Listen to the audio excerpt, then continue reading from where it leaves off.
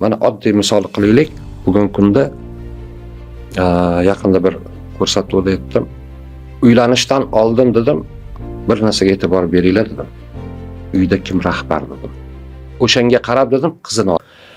Agar uyda erkak kishi kamsitildimi, o'sha uyda bor farzand, erkatoy o'g'il farzand bo'lsa, ertaga o'sha onasiga o'xshagan kelin kirib kelar ekan. Qiziq. Bu Yana bitta tasdiqlangan. Yana bitta qo'shimcha qilaman. Bu endi meni hayotiy tajribamdan kelib chiqqan. Uyda rahbar ayol kishi bo'lgan oilada farzandlar erkak bo'lar ekan. Ayniqsa o'g'il bolalar erkak bo'lib, endi to'g'ri muvaffaqiyatga erishgan meni ko'plab do'stlarim bor, lekin erkatoylik shu aynan ona rahbar bo'lgan oilada bo'ladi. Xola. Demak, hayotiy tajribam siz aytayotgan ilmiy jihatlarga mos kelyapti. Shunday.